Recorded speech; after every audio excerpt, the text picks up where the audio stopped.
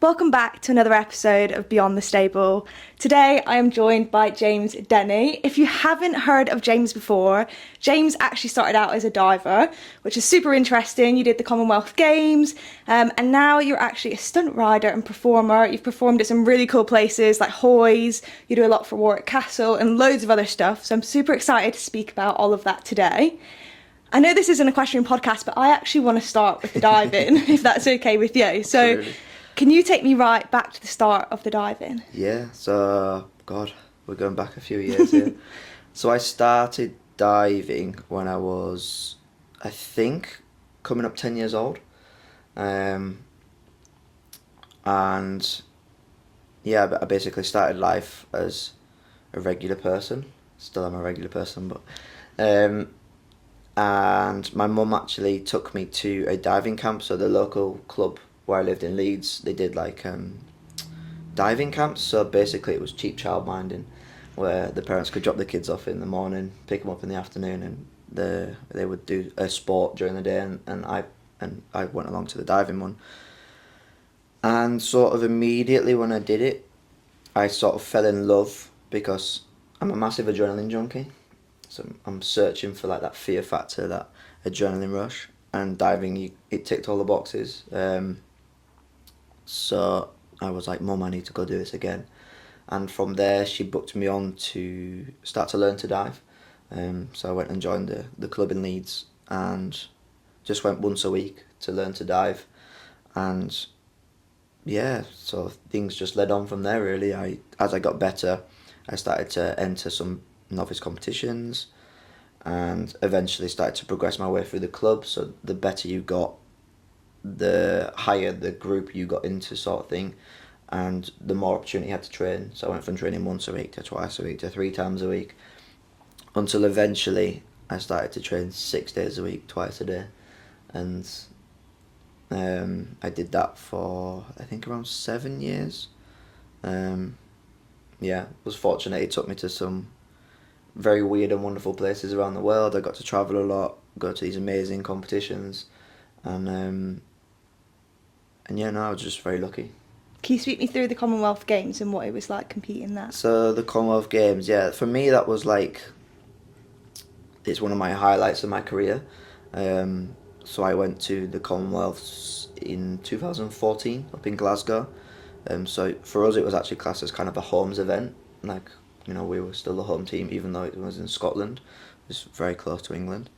And yeah, it was just amazing, because like in sport, when you go and do competitions like diving, you do a competition with divers, whereas at the Commonwealth Games you had multiple sports. So it was nice to be in the village walking around and seeing all these different athletes. I remember the house that we were living in was next to cyclists, and I got to meet like Bradley Wiggins and like just talk to them as like another person, because we were all there on the same level as competing as athletes. So it was just amazing, and it was such a good event. I mean, just the sheer size of it and everything like that. And Did you get nervous competing?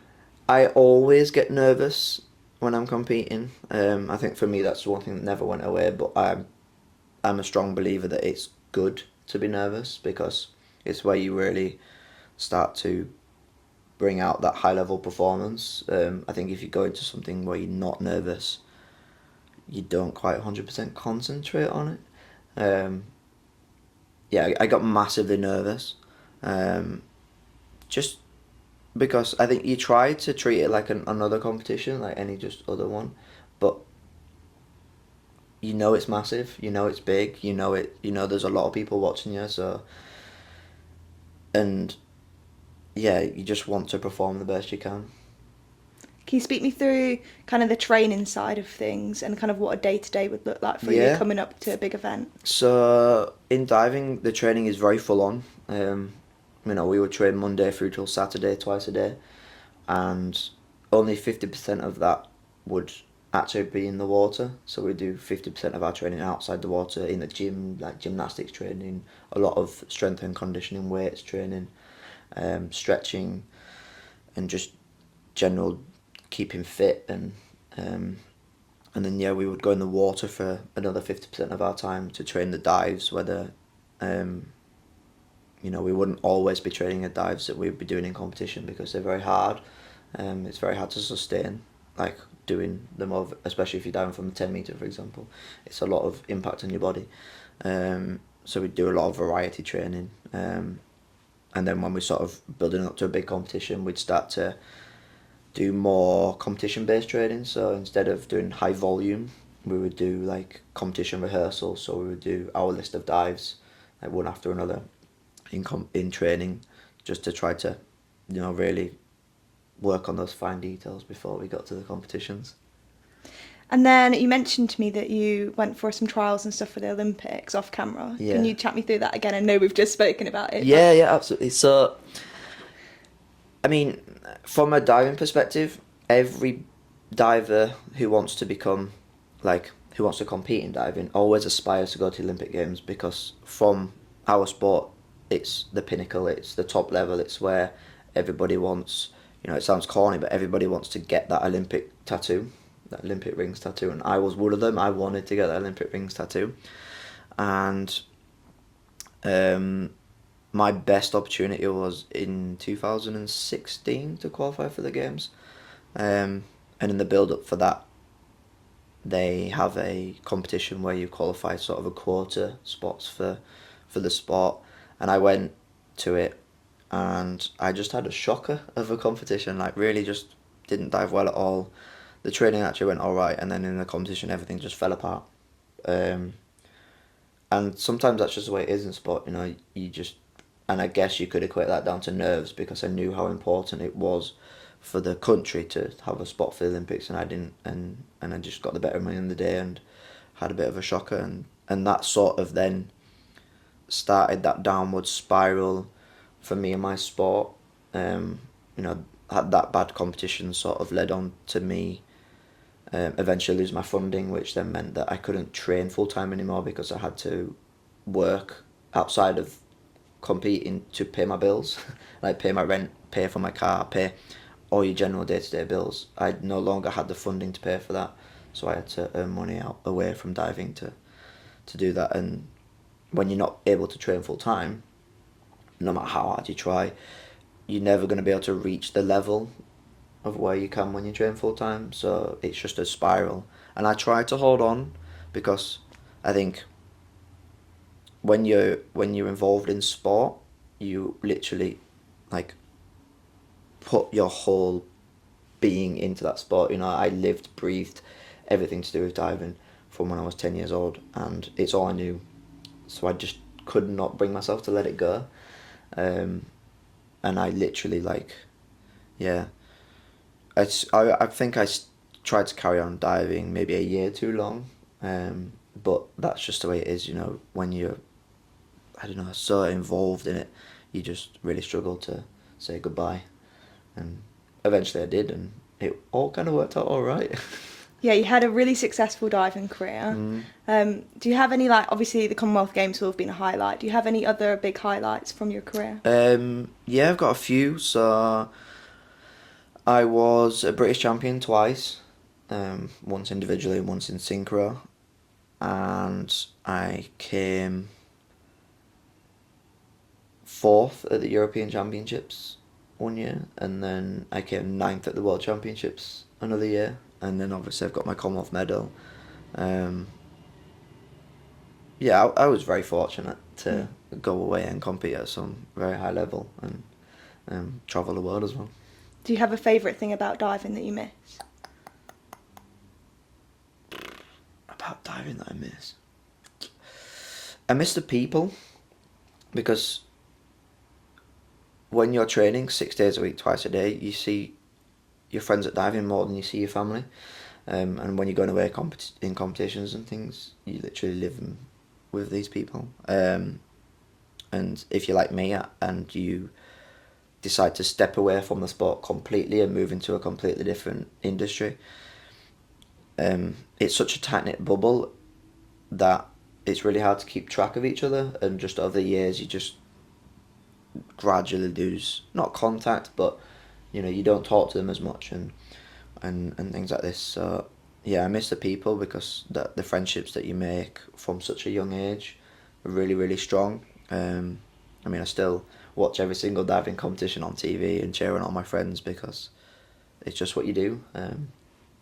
Yeah, I'd like to see the people more, but time, like we work for what we do now, it's very time consuming, and we're traveling all over the place. And then for those guys, it's the same. So it's just, yeah, schedules never match. Speak me through the transition into the equestrian industry. Yep, that happened. What was that like? Wow. So, like we were talking about, in terms of when I lost my funding, I had to pay my way in diving, and a lot of this I did by taking up some coaching hours. So I was a qualified diving coach, and I took on quite a few coaching hours to earn some extra money to pay the bills. And I taught the adult diving squad in Leeds, and I got a lot of people coming to that who sort of aspired to be a stuntman or stuntwoman, you know, in the film and TV industry. And to do that in Britain, you have to be on what's called the British Stunt Register. And to get there, you have to do 6 different disciplines, and each one is to actually a really high level. So it's a really long process to get onto the stunt register. What's an example of some of those disciplines? So high diving is one. Yeah. So I used to teach that. Horse riding is another one. Hence why I think where we're going to go later. And then you got other things like driving. So you can drive cars in a stunt fashion. You could do trampolining, gymnastics, swimming, scuba diving, rock climbing. And then you have to do a martial art. And each one, you're given like a criteria that you have to meet. Like for the martial arts, for example, I think it's 1 below black belt for every single one. And if you were to look at, it would take you at least 2 years to do that on any given martial art. So it's a really long process to get onto the stunt register. But once I sort of found out about this, my adrenaline junkie head was like, maybe this is the career choice for me. Because I knew that I was not going to be able to sit in an office and behind a computer or anything like this. And I'd sacrificed a lot of my education for my sport. So I spent a lot of time on the road travelling and less time concentrating on my education, which I wouldn't change. But it's just not the kind of person I am. I'm on the go, I like to move. I've got ants in my pants, I need to be constantly like... And yeah, so as soon as I heard about the stunt industry, I was like, right, okay, I want to pursue this. And I realised pretty fast that you at least should know how to ride a horse for stunts, because the amount of film jobs out there that involve horse riding, there's a lot of them, right? And I'd had some previous knowledge of trick riding through a previous girlfriend, and I was like, maybe that's my way in to learn to ride, to do stunt riding. So I found a company where I could go and learn to stunt ride, and I went to them and took a few lessons and learned to trick ride.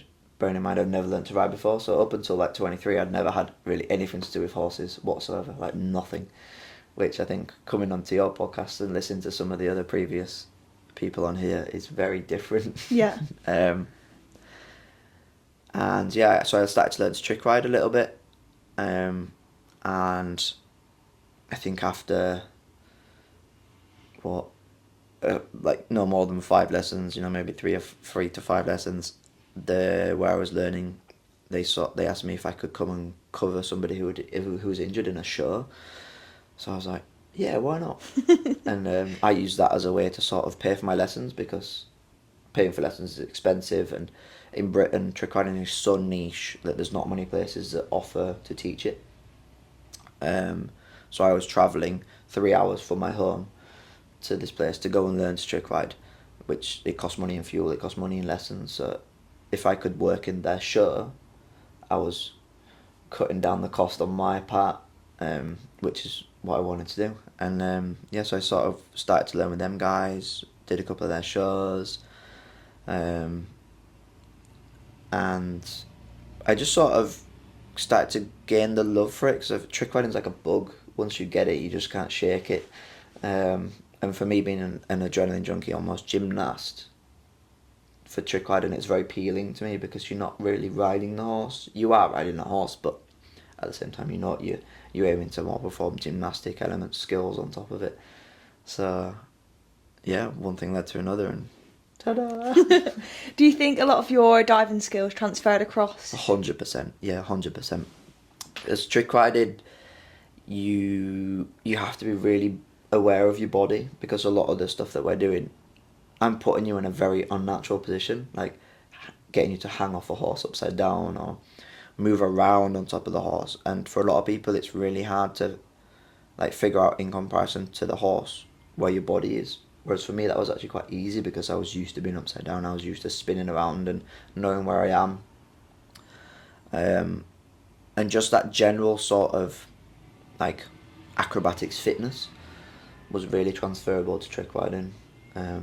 For me, the hardest part was learning to ride, which, if you would have seen me in the beginning of my career, you would have think like, wow, this is something special, because I could not ride a horse for no love of the money. Like, I was a complete novice, never sat on a horse really up until the age of 23. And you said that you had a couple of lessons and then you got thrown straight into your first show. Can you speak me through that show and what that was like and how you felt on the day? God, I'm trying to think back now. So, I remember I didn't do all that much. I think I just was like a filler act, and I went out and did like some really basic trick riding, just sort of in the middle. So I spent a lot of the time actually just watching in the middle of the arena, watching the other performers perform, and did, I think, maybe a couple of tricks here and there, but nothing super special, because I hadn't really done anything. You know, I'd learned a couple of tricks, but from learning to trick ride, the jump to actually performing in a show is massive, because naturally the horses have a lot more energy, and when they're running in a show, for example, it's a lot faster. And I remember that took me by surprise, like because the way it was like a straight line trick riding, and when I put the horse on the straight line and it took off into the canter, I was like, oh my God, I can't do anything here. You get into that sort of natural mindset of hold on for dear life and clinch, and like, oh God, I've got to perform. And I wasn't a performer either. I was still at this point an athlete, so I was very much like in the zone of like competing, where performance is quite the opposite. You need to be really like outgoing and talking to the people and waving and pointing at things, whereas that wasn't who I was at that moment in time. So I remember it was quite overwhelming, but I loved it, and just sort of got the bug for it, unfortunately, and here I am. And then what happened next on your journey after that first performance? So as I did my first one, and then I sort of carried on, went with those guys and did their season. And then it sort of arrived in September, where in Britain the show season is very, like, it's summer orientated, so we only tend to perform in the summer months because fair weather outside. Nobody wants to go and watch a show in the winter outside, do they? And for us, we don't want to be slipping and sliding around on grass. So yeah, come September, I realised that I wasn't going to be able to do any trick riding until the following sort of springtime, and I was like, oh, a bit sad. And through the year, obviously the teams, they'd employed different riders here and there, and they had this one rider come across from France to do the show. And I remember I was amazed when I first saw him ride. I was like, wow, this guy is really like it. He's like what I want to be. And yeah, through the year he'd been talking to me about this job that he was working on over in France. That was like this cool project that was coming up and stuff. And I'd always kind of shrugged it off, because at this point in my life I was still trying to pursue my diving. I was still trying to train and compete. I was learning to trick ride and start my sort of stunt journey off. And I was also doing other jobs where I was working in primary schools, like talking about sport to kids. So I was really well sort of set up in Britain. So the thinking about potentially going off and moving to a foreign country to work was just like not even on the cards for me. But then I arrived in September and I realised I wasn't going to ride again. So I went on Facebook and I found Live You, and I was like, sent him a message. I was like, is that job still going that you're doing? And he replied, he's like, yeah, it is. And I was like, do you think I'll be good? And he was like, send me a video that I can show the boss for like an audition tape. And I was like, oh. At this point, I didn't even really have any videos of me riding because I'd done so little. I had a couple of pictures from shows and things like that, but nothing that I could sort of use as a show reel. So he said, well, can you come for an audition? And I was like, right, okay. And at this point, they're in France because they're a French team. And I checked flights, and I think I got a flight all the way to the south of France for 10 quid. So I was like, well, yeah, of course.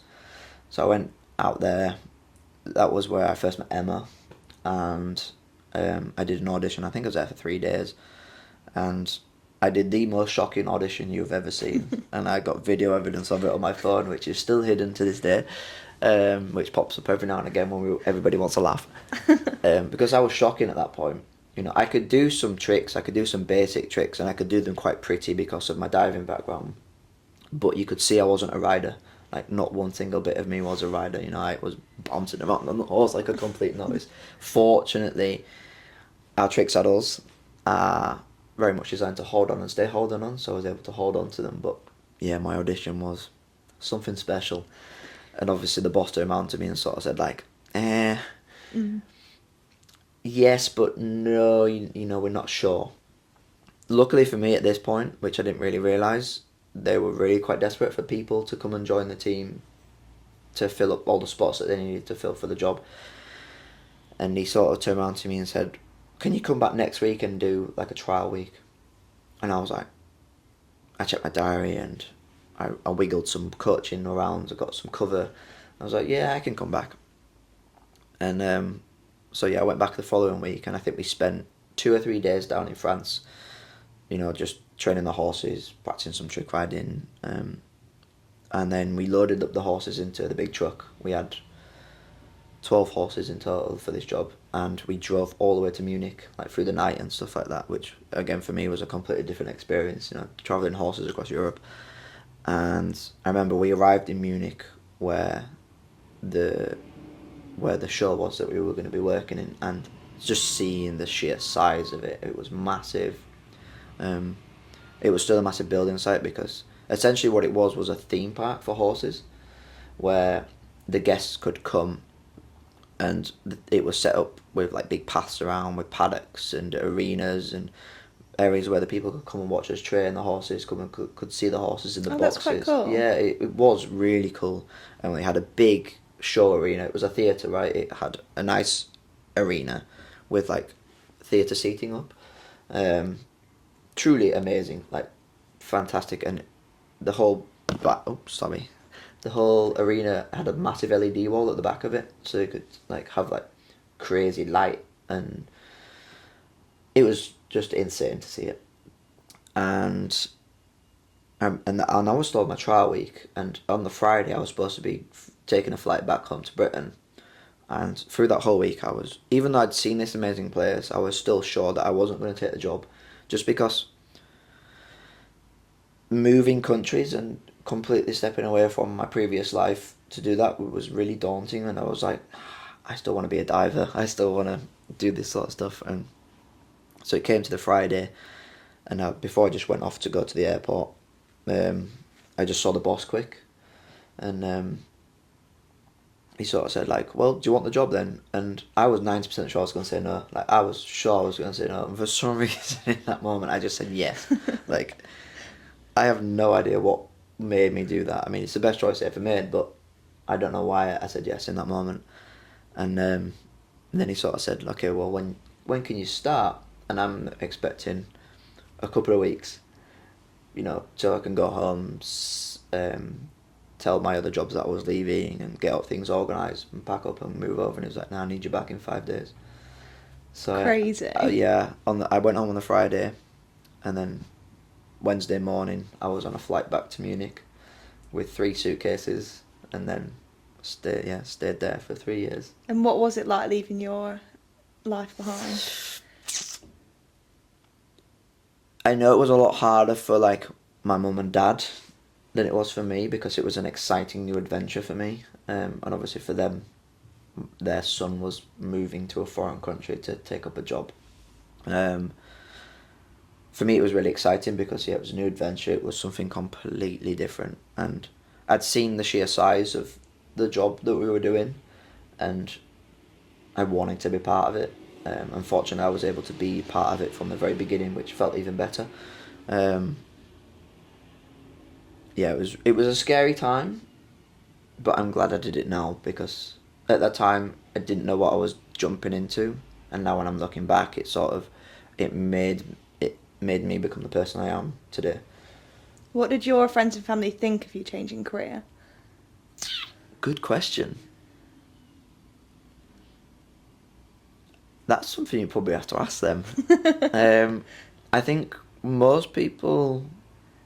everybody was supportive of it, because it was, jumping into something different, but it was a job, right? It was, you're earning money, it's a career where you can progress and do more. And it was very much up my street, because it was not your regular sort of day-to-day 9 to 5. I think everyone would have been supportive of it. I think my parents would have been a bit like, he's leaving home, he's going to live in a foreign country, we're not going to see him as much. But that's, I think, natural for any parent, right? Mm-hmm. I mean, I loved it. I wouldn't have changed it for the world. But And when you landed across there, was there a part of you that maybe thought you'd made a mistake or missed the dive in or anything like that, or was it just all so exciting? I think because it was so exciting what we were doing, I think that sort of masked those other feelings that I had, maybe that, was it the right choice for me to finish my diving career, or, because literally the day before I went to Germany, I announced my retirement, which is bonkers, right? But I think because of everything that was going on over in Germany and the show that we were building at the time, that work was really full on, and it made it easier for me to process, like, essentially starting a new chapter in my life. Yeah. But thinking back, I can't remember a time when I really sat down and went, oh, I've made the wrong choice, or have I made the wrong choice? Mm-hmm. This episode is brought to you by Atlantic Harmony Equestrian, where clothes are more than just what you wear, they're how you express yourself. At Atlantic Harmony, we're not just another logo. We're building a community of equestrians who believe in connection, support, and making a difference. Our high-quality, stylish apparel is designed for riders who value both function and fashion, while supporting sustainable practices. Join a brand with a purpose. Visit atlanticharmonyequestrian.co.uk and be part of a community where style meets empowerment. Atlantic Harmony, where riders support riders.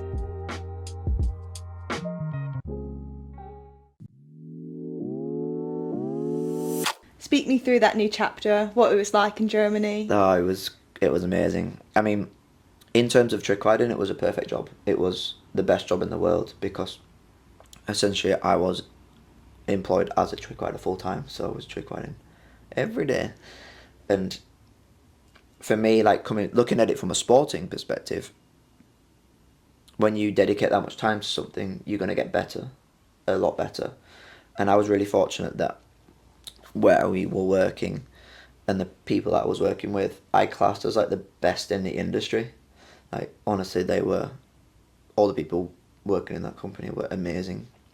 So I was just like a big sponge. I just soaked up all this like knowledge that I was given, and like, I think if you watch a video of me, like, from my audition to even just a year later, the difference in my level of mainly just horsemanship, riding horses, was insane. But that was just purely down to the fact that we were riding and training the horses every day of the week, and the horses that we arrived with in Munich were young as well. Like, we took Eric, my boss, I think he took his truck into Portugal, and he came back with like 10 3-4-year-old Lusitanos, and just sort of said, guys, there's your horses, train them for the show. And I remember we arrived in Munich, and I think we had about a month in Munich just to rehearse and practice the show and build the show. And our horses were green. Like, I was green, the horses were green. But I think in a lot of respects it made things a lot easier because I was really naive. I didn't know really anything to do with horses. And when I think I was given a horse, I didn't really know anything either. I think we sort of just worked. Like, it's really strange, but we just did.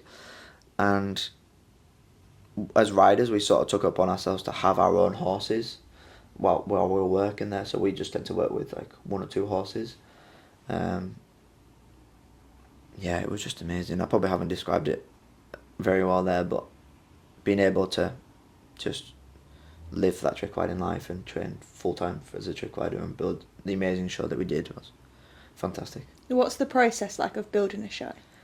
So it's like anything. I mean, so in the beginning, we just took the horses in, we'd ride them in the arena, and for a big show like while we're working in a Cavalluna, they have like show directors, they have, you know, it's a theatre, so they've got lights, they've got sound, they've got a big LED wall, and it's just about getting the horses into the arena, like almost choreographing what we want to see, how we want them to run, what the show wants us to do specifically. You know, we weren't just doing trick riding in the show, we would do some scenes where we were riding around or carrying flags, or I know we even did a little jumping number, which developed into jumping with trick riding, which is always funky.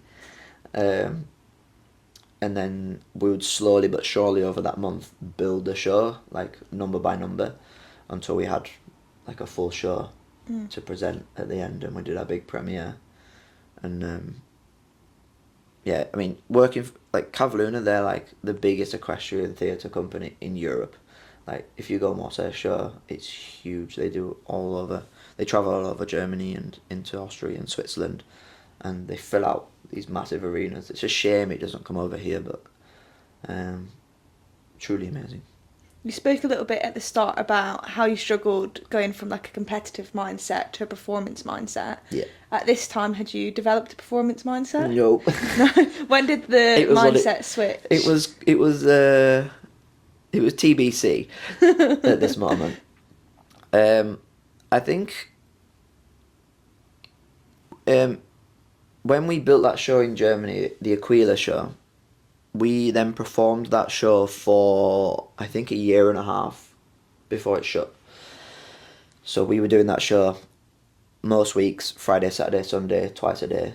So we were doing the same show week in, week out, week in, week out. So once you get so used to doing something, and like once we built the show, once we knew what we were doing, it would stay the same each week. So we could start to play around with things, like get a little bit more, once you're used to the show, you could get a little bit more confident with it, and then you could start to not so much worry about what you had to do in terms of specific skills or choreo of the show. You could start to play with the public a bit. You know, you could start to act a little bit, because that was it was a show that was telling a story, so there was a lot of acting going on. Fortunately, not too much from us as trick riders, but we were sort of able to let those aspects slowly seep in, and yeah, you just grow in confidence, right? The more you do something, the more you get confident. And I mean, nowadays, I think if you saw me perform in a show, you would think I've been doing it my whole life, but I was just really fortunate to be in the right place and learn at the right time and just really absorb it. What do you think the biggest lesson you learnt whilst you were across there was? Or a piece of advice that you were given that maybe stuck with you? Good question. For me, and it's always been something that I've always taken through from my diving and also my riding career, I was always the underdog. I was never naturally gifted at diving and riding, so I always had to work for it, and I always had those people who had told me that you were never going to make it, you were never going to be that, you were never going to be good enough to do this. So I just used that as my motivation, to sort of say, like, I'm going to do it, whatever. And for me in Germany, I learned that I was just really fortunate that I was learning with the right people. That for me is the biggest thing, is learning with the right people, because you learn so much better, so much faster, so much safer, especially with trick riding. It's so important to be safe, because when accidents happen, it hurts. And I mean, I learned over there the hard lesson of having an accident and it hurting, and not being so cocky sort of within trick riding. Learn to be careful, because that's an important aspect of our job, is being careful and always thinking safety. I learnt that the hard way, which was quite interesting. Speak me through that. What happened? Oh God. So I had a big accident in the show where I ended up... What, during the performance? Yeah, I ended up snapping my leg in half and broke my leg. And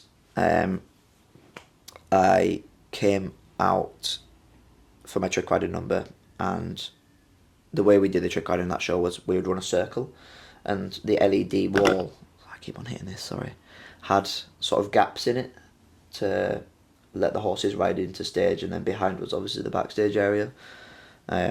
And yeah, the horses would run in, they'd run a circle, and they'd run out. We'd always teach the horses to run out the same door in trick riding, so that they could never try to take any of the others, because the last thing we need when we're doing trick riding is for a horse to suddenly change its direction. So we sort of put them on a path, and they keep that path all the way. And I came out and did one of my tricks, and I got it wrong. I made a mistake, and I ended up running on the outside of the horse. So the horses run on the left, and I was on the outside of the horse, like running alongside it, trying to jump back on. Mm-hmm. And when you're trying to jump back on from the outside of the horse in trick riding, it's really, really hard. Like, you're fighting all the forces that the horse is generating to come back on. And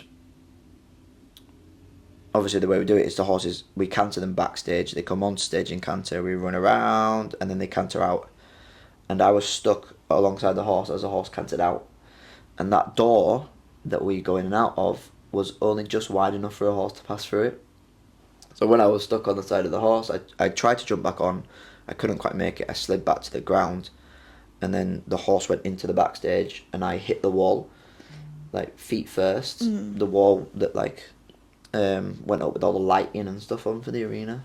And I hit it feet first, and it sort of sent me flying and spinning off into the air and dumped me onto the ground. And I sort of landed on the ground and looked up, and I was like, wow. And then I remember someone came and picked me up from behind and sort of like shoved me into the backstage area to get me out of the arena, because there was another horse coming in for another person to do another trick. And I tried to walk in that moment. I remember I put my foot on the floor, and I could just feel my leg was not connected anymore to anything. And I sort of sat there in the backstage, and I was like, I'm okay, guys, I've just broke my leg. Adrenaline was still massively pumping through me, so I didn't feel the pain yet.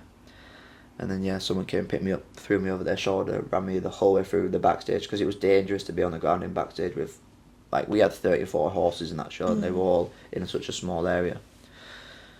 And put me on the ground, and snapped my leg in half. And what was it like going to the hospital? Speak me through the whole story. So luckily for me, there was already an ambulance on site, because somebody had an allergic reaction in the audience. Okay, lucky. Yeah, somebody booked to come watch a horse show and booked front row seats, but they were allergic to horses. Right. Clever. But thankfully for me, that meant an ambulance was already on site, and they were able to sort of assess that, like, this guy's more in need of medical help, so they were able to give me some, like, drugs to pain relief and things like that faster, and able to get me off. And I ended up in hospital in Munich. I was there for 2 weeks in hospital. First 7 days just sort of sat up with a full leg cast on, like from my hip all the way down to my feet. What part of your leg did you break? I broke it just below the knee, And then after 7 days I had surgery and they put a pin inside, so I've now got a metal rod like the whole length of my leg. We've got matching. I've got the top half from there to there. Oh really? That's amazing. Yeah. So and then now I've got that pin. Yeah. And then I think I stayed in hospital for another 5 days or so after the surgery, and then they sort of shipped me off home. I was like, right, get better. And this is where I think I was actually a little bit stupid, because as professionals, as riders, like in what we do in our line of work, we're all self-employed. So I think if we're not working, we're not getting paid. And so my mindset was, must get back to work because I need to get paid. And I remember I was trick riding again, not vaulting, so not jumping up and down, 9 weeks post surgery. Crazy. Yeah. Do you think the fall affected your confidence? It made me be more aware that I had to be really careful with safety in trick riding. Because I think before that I was a bit gun-ho and a little bit sort of like gnarly sometimes. And it made me just become more aware of really taking care that safety is key, because for us, as if we're injured, we're not working, we're not earning money. It didn't necessarily affect my confidence in terms of being able to do it again, but I think that's just more down to who I am as a person and how I was brought up in my sport, because it goes wrong in diving, and when it goes wrong in diving, it hurts. If you land flat on the water, it's like concrete. And the big thing there is you got to get back up and do it again. So I was kind of the same in this. I was much more careful, because I was trying to trick ride before I could even walk again. But I think, it made me become super aware of like safety. Like now, whenever I'm teaching, I'm just really careful with like making sure my customers really think about that as well. What are some of the safety things that maybe people don't think about when they're riding? There's a lot, actually. There's with the tricks that we're performing, there's a lot of measures we put in place to make sure that safety is key. I mean, first we have special saddles, as you can see. Well, I've got one sitting in my living room at the minute. That they've got 3 girths on them. They are very well pinned onto the horse, so it's not going to slide off. You're not gonna. Your girth isn't going to slip. And a lot of the tricks that we do perform, there's a lot of measures that we do take to say you must do it like this to keep it safe. And it's just little things like that you can do to really just emphasize that safety is key, because trick riding is dangerous. There's no two ways about it. But we need to make sure that we do try to make it as safe as possible. Yeah. And then when did your time come to an end in Germany? So where we worked in Carve Park, it was such an amazing place, and it sort of came to an end prematurely, because this company had pumped so much money into this park. Like, if you saw it, it's still there now, but it's just like a barren wasteland of great facilities that are not used anymore, which is such a massive shame. And I think because it was something completely new, like a sort of a horse theme park, obviously people didn't know how it was going to go down from a business side of things, from making money and things. And I think there's a lot of things that maybe went wrong in the beginning, and things didn't work, and I think it ended up that they decided that they need to shut it to save the company and keep the show running. So unfortunately for me, that meant that essentially I lost my job. Luckily for me, literally as soon as they announced the park was shutting and everything was closing there was one of the guys who was working in the show had just bought 6 new horses to make a Hungarian post number. So where you stand on 2, and then you have another 2 in front of you on long reins, and another 2 in front on long reins, and then eventually Liberty. But if you've ever seen Lorenzo perform. No. So he's the god of Hungarian post, and he's definitely worth a look online. He needed help in training his horses to do that, because he bought these 6 horses completely maybe they were ridden but they hadn't done anything else. and he said, would you be able to come work for me and help me train my horses to do this? And I was like, absolutely I can, because it was, for me, it was a skill that I hadn't really had much experience with. And again, I'm like a sponge, I just want to soak it up. So I went to work with this guy. Me and Emma went and worked for him for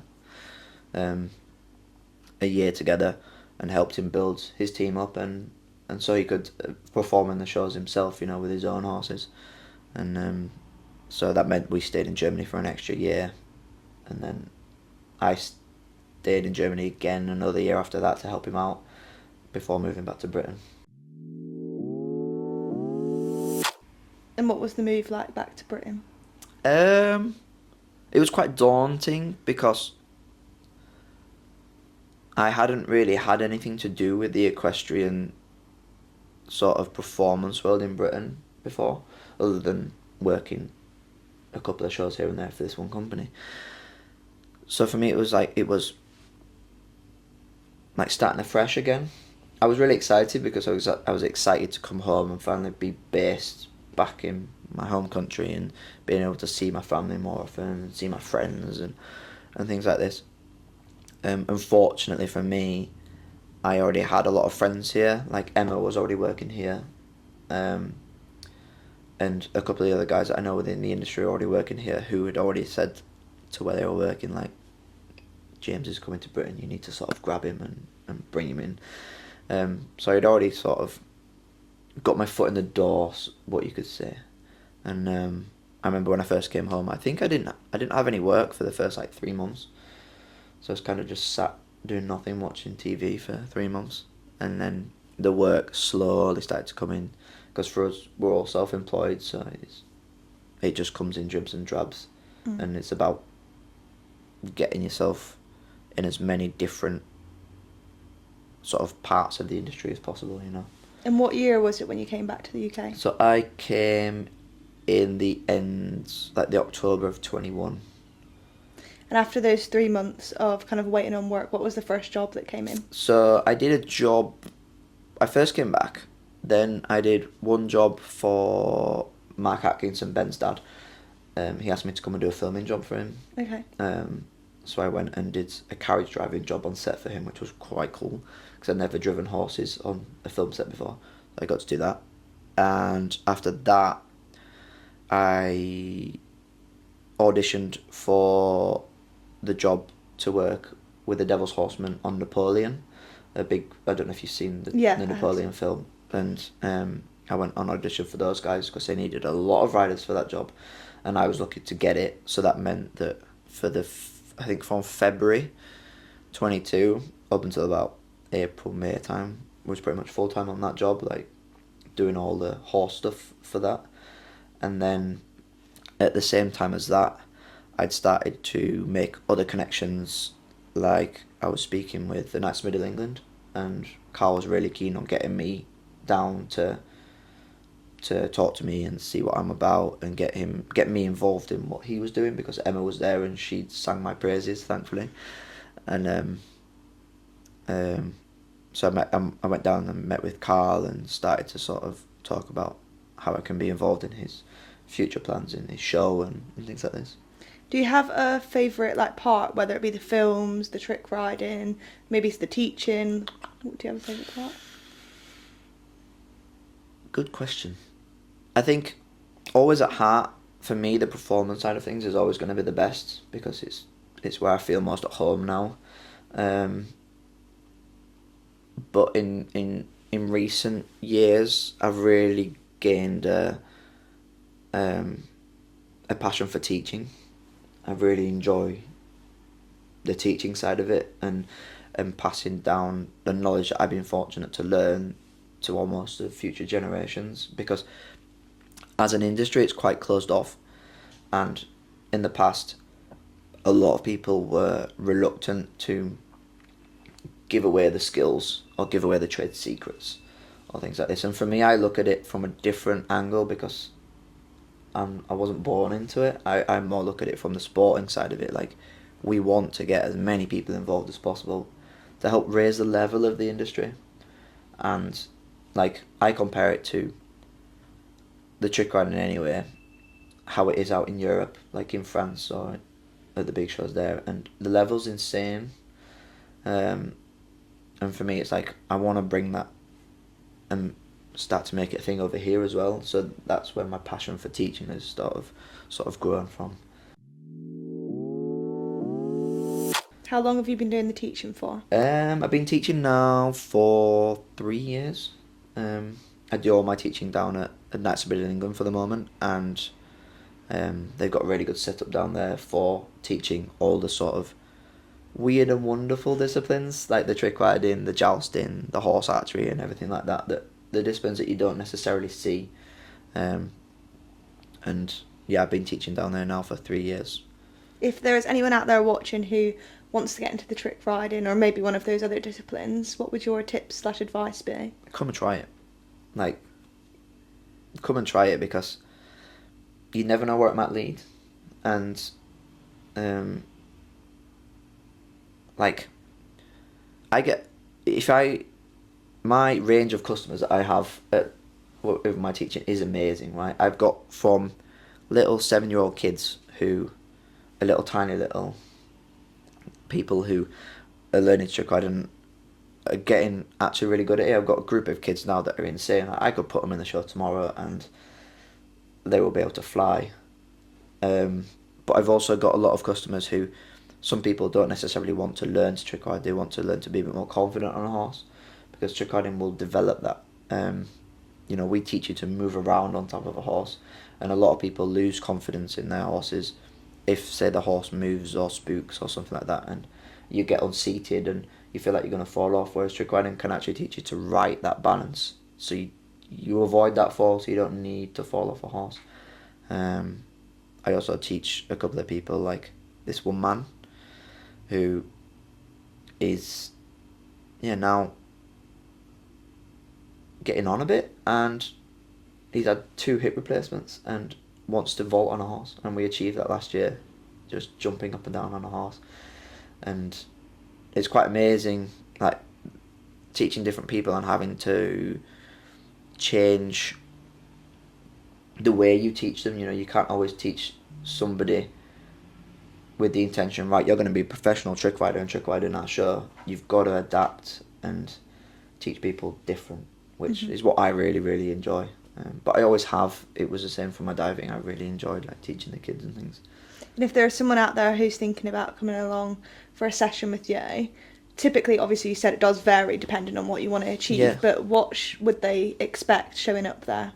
So if you came for a lesson with me, I mean, I really work it on your level and your confidence, because it can be sure that when you do it, it'll feel a lot different to what you imagined it would feel like, right? But we can sort of do what you please and get you on the horse, whether you just want to sit on the horse and try some simple stuff in basic. We start in standstill walk, build up through trot, and eventually, obviously, the aim is to get all our tricks into canter.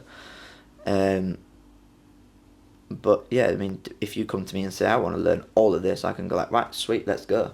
And we can actually achieve quite a lot quite fast. It just really depends on people's confidence. Yeah. How would you describe your teaching style? I feel like from doing these podcasts, everyone has their own style. Maybe they've picked up bits from different people they've met along the way. Yeah. What's your style? Mine is... I know a lot of people who teach trick riding just teach it with that mindset that people are going to go off to perform in shows. So they're looking for, like... It's a presentation piece, isn't it, trick riding? It's a performing art, people are aiming to perform in shows, so it's about prettiness, it's about straight legs, pointy toes, the whole 5 yards or whatever. And my teaching style is a bit different to that, because if I see that somebody is naturally gifted in terms of like straightness, pointy toes and things, I will push them to keep that. Whereas if somebody isn't, but still wants to really learn to trick ride, I would rather see them do the trick first, quite scruffy or not concentrating on straightness, and then get confidence in doing the trick and doing the basic movements of it, and then we can build the finesse of it in the future. And that's just something I brought for my diving, because you can't expect a little kid or anybody to do a dive for a perfect 10 from the first time.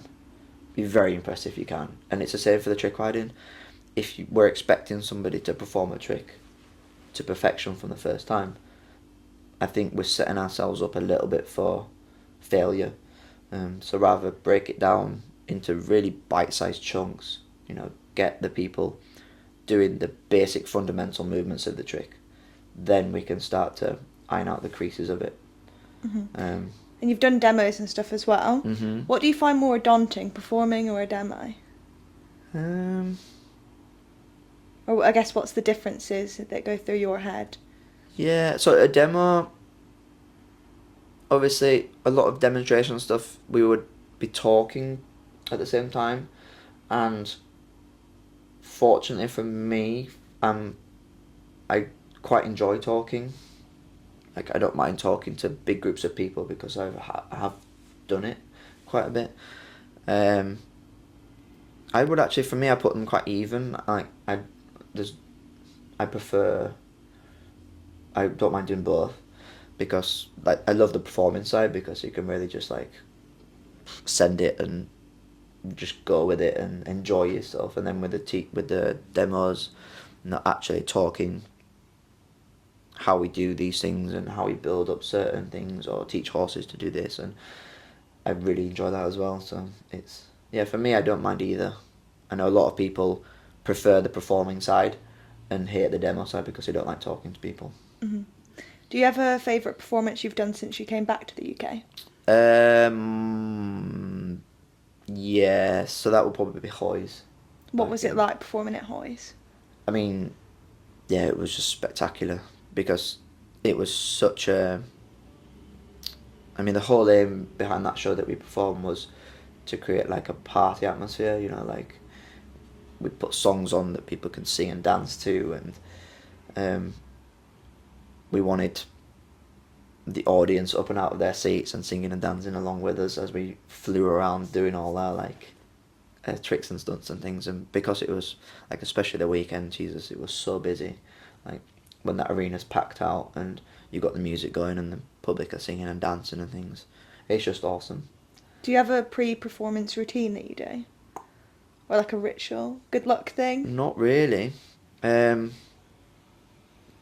mean, it's hard because everything that we're doing when we're performing in the shows, we've got to really take care of the horses. So if there's not really time for me to do sort of a ritual or routine, because I'm so concentrating on getting my horses warmed up, making sure all my equipment's fine and sorted for everything I need to do in the show and things. I mean, trying to think about it, I should be better at doing a pre-show warm-up. Stretching warming up, and stuff, yeah. We should be getting better at that, because trick riding is very physical, and it would be better on our bodies if we warm up, because it keeps us from breaking. All of us should be better at that. We're all guilty of it, but at the same time, when we're performing in shows, we're so concentrating on our horses, getting them clean, getting them tacked up, getting them warm, and getting everything ready for the show, that we kind of put ourselves second. But for me, that's just the way it is. Is there anything surprising that people would like to learn about the trick riding industry that maybe wouldn't pop into our heads not being in that kind of world? Is there anything that you found surprising as you were going into the industry? It's surprising. Here we go. This is a good one. It's a great industry, and for me, it comes underneath a bigger umbrella, of the equestrian sort of stunt world. And for me, I really enjoyed it, getting involved in it, because it led on to different aspects. We do our performing side of it when we're doing the shows and things like that, but also a lot of the skills and tricks that you learn in trick riding are transferable into the film and TV side of things. A lot of the stunts that you see performed on horses in film and TV is trick riding. So you can transfer your skills into that, and then for me, it led on to a lot of teaching and other things. So it's nice because it never feels mundane. Every job I turn up to is different. Every show is different. The theme of the show is different, and or when you're working for different people, it's just, yeah, I love it because I just live my life on the road, like traveling from show to show or place to place or film set to film set, and yeah, I just really like it, and I would encourage everybody to do it. Mm-hmm. You also, I seen on your Instagram, have tried a bit of dressage. Yeah. How did you find that? So I learned really fast when I first arrived in Germany that it's really important, more from the horse side of things, to do the dressage with the horses, because when we're hanging upside down on horses when they're cantering around in circles and things, imagine if the horse was running out of balance or things like that. You don't want to pull them over. So it's actually really important to set your ground foundation with your horses and do that like basic rhythm work into dressage to get them moving really well, get them really working well in their bodies, all the muscles working correctly, and you find it builds so much better horses for like running around in a circle. And so I learned really fast that it's really important for me to be able to ride a horse in dressage.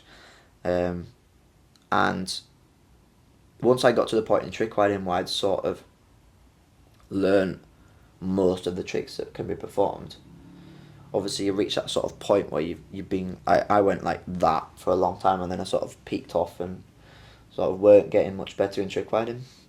But then I started to go like this with my dressage, and I realised that dressage is a lot harder than trick riding. Oh, really? Yes, because you need so much more knowledge and understanding of horses to ride dressage than you do to be a trick rider. But at the same time, it's so important to have that knowledge because it'll make you a better trick rider in the long run. And that was one of the big things that I learned, because I came into this whole industry as a non-rider. So I remember I first turned up to Germany, and all the trick riding we were doing was in a circle. So you can either go in a straight line or a circle with trick riding, and it was all in a circle there. And I remember when I was first arriving and first doing some trick riding, I'd put my horse into the circle, and we always canter on the left in trick riding in the circle, and I'd put my horse in the circle and it'd take the right canter lead, and a rider would feel that you're not on the right canter lead. I didn't have a clue. Yeah. So I was cantering my horse around on the wrong lead, and everyone was shouting at me like, "James, you're on the wrong leg." And so that for me is where I realised really fast it's really important from a trick riding perspective to be able to feel your horse. You can feel it underneath you can feel how it's running, you can assess how it's running before you think to do your tricks. Like nowadays I go into a show and I never pre-plan my tricks anymore. I go into a show, put my horse into the arena, let it canter in, go into the circle, and then I'll feel how it's running, and then I'll make my mind up on my tricks that I'm doing. Is that not really nerve-wracking? It is and it isn't, because for me I like that, having that option of being able to change. I wouldn't recommend everybody doing that, because I think it's still important to have, you've got to be able to think about what you're doing, and if you're trying to think at the last minute, there's a chance you can forget things or not think about things. But for me I like it because I can really just then see how my horse is running, and I can adapt my tricks to that. For a lot of the tricks that you see within our industry of the trick riding, especially for the girls, they have to have their straps at certain lengths and legs hooked in straps in certain ways. So a lot of that is obviously pre-planned backstage, but for a lot of the tricks that I do with the vaulting, jumping up and down, I can just sort of change on the move, which is what I like. It's how I like to run it. But everybody's different. What is the hardest skill that you've mastered? Ooh. There's a few tricks out there that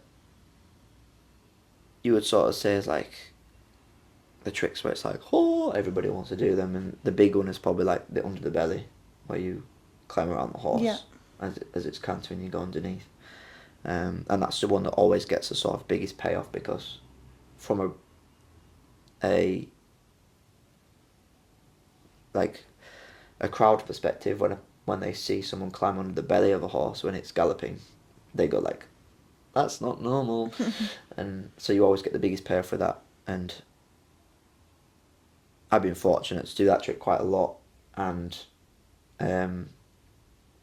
yeah, it never gets any easier. Every time you do it, it's the scariest trick, because you're looking down and you can just see the horse's leg going, and you know that you've got to go down and climb up that ladder back round the other side.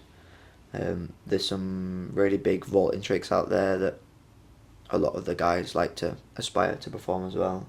I'm a sucker for performing the weird and wonderful tricks. Like what? Just some of the ones that you don't really see much, because a lot of the times when you've watched a trick riding show in the past, a lot of the trick riders always kind of fall under that. They always like to perform the same tricks. You know, there's always certain tricks that boys want to do, and there's always certain tricks that girls want to do.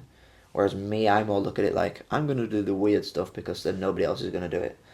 And for me, when I'm thinking about building a show, you want variety. You don't want to see your riders doing like repeat tricks and things like this. So I like to be able to have a lot of tricks that I can fall back on that are weird and wonderful, that I know that I can just do, where if the other guys want to do the tricks that everybody wants to do. Mm-hmm. So you've had a go at the dressage. Obviously trick riding is your main thing. Is there any other disciplines that you've done or would like to have a go at? I'd like to do everything. You know, I always said, I speak to the guys the other week, because now I'm starting to progress to that stage in my life where I think for me to take the next step and move forwards, it's time for me to get my own horses and start to build my own things. Yeah, we forgot to mention that. It's crazy you've not got your own horses. I do not own a horse. Which is mental. But yeah, you want to get your own horse. Yeah, so I think from a point of view, if I want to continue moving forwards and get better and bring myself more income in terms of business, then it's a no-brainer for me to start thinking about investing in my own horses and being able to build my own shows or my own teaching and things like this. The scary thing for me is the financial stress you put yourself in with horse ownership, because they're expensive. Mm-hmm. I was surprised to learn off camera that you didn't have a horse. For these guys watching, can you tell us kind of the reason why you haven't had your own horse yet? Yeah. Because I think that's quite surprising for someone who is so deep into the industry. Yeah. No, not you're to right. have their You're own. right. So the reason why I don't have my own horse yet is just because I don't want to put myself in a situation where a lot of the work that we do comes in last minute. You might get a call and say, James, can you work tomorrow? And a lot of it's like, can you work tomorrow, but it's down in central London, or can you work tomorrow, it's up in the north. So you have to almost drop everything and be able to travel to work.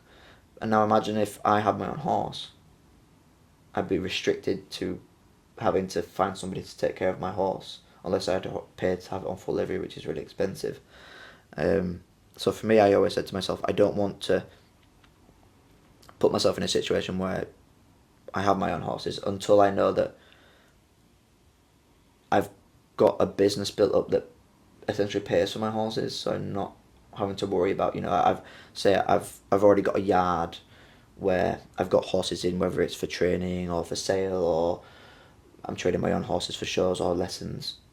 And then I've got a groom who can also take care of my horses for me, so I can still go away. So that's where I want to be, so that I've still got that freedom, because as a professional in what we do, we need to have that freedom to be able to travel. And a lot of people don't have that freedom because they've got their own horses that they need to take care of first. Yeah. Is there anything else that you've got coming up or that you're working on at the minute? I mean, this time of year is always quite quiet for us, which is nice, because we've just gone from an extremely hectic summertime where we were working most weeks 7 days a week, into not working all that much. I am slowly but surely trying to find plans to do my own things and offer my own, like my own like have my own horses to do my own shows and things. I'm slowly coming up with plans to do that, so that's coming up in the future. For now, I'm just doing like an awful lot of teaching, the odd filming job that comes in, and sort of just winding down and resting, ready to then build up again in the new year for the busy show season that's coming ahead, because it's going to be busy.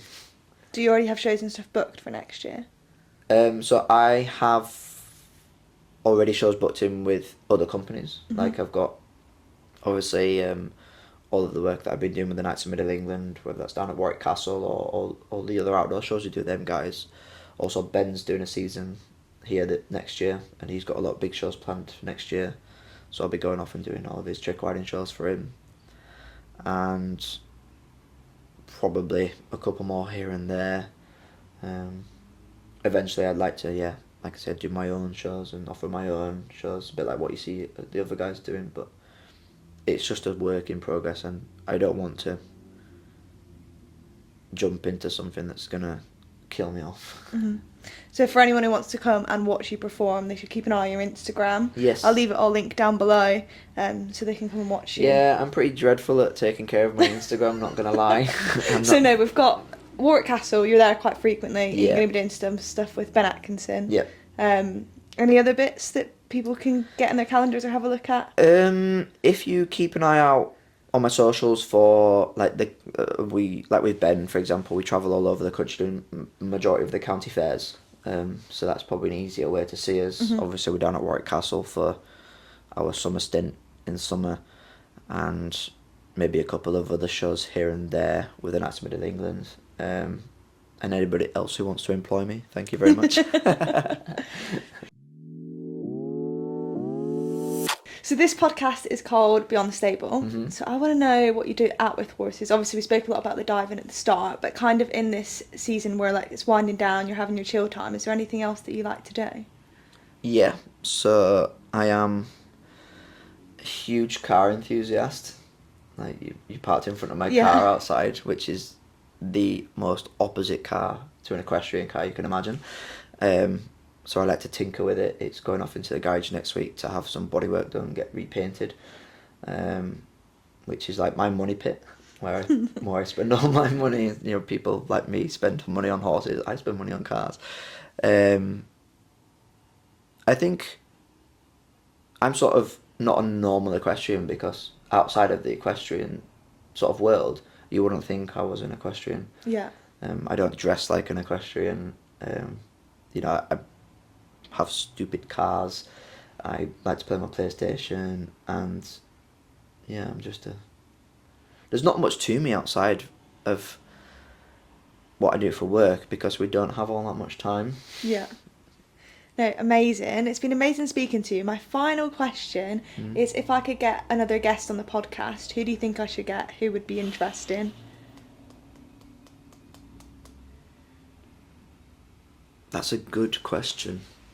I mean, if you could maybe get somebody from like my industry, but like from the continent, if you could get Lorenzo on, I don't think he speaks much English, which would be a bit of a hard thing, but maybe one of because there's a lot of huge equestrian artists over like in France who have done some spectacularly amazing things over the years. Like if you could get one of them. Have you got any names that I can go and have a research? I mean, you've got your Lorenzos, you've got your Jean-Francois Pignon, Frederic Pignon. Just trying to think of who else would be quite cool. I mean, inside Cavalluna, you've got like Laurie Tisser, you've got Diego Jonah. They're really really, really good people. There's loads, and I think it'd be nice to get like a perspective from the European circuit, so to speak, because it's huge over there. Like you go out into Europe and you see the level of the shows and things that are performed out there. It's honestly like so amazing. Amazing. Well, thank you so much for coming on and speaking to me. It's been very, very interesting hearing about the diving side and obviously the trick riding and stuff as well. So yeah, thank you so much. Thank you very much for having me. And if you guys have been watching, then make sure you're subscribing and liking if you're across on YouTube. If you're over on Spotify, then make sure you're leaving us a 5-star review, because I think this episode has been interesting enough for 5 stars. And I will see you guys next week.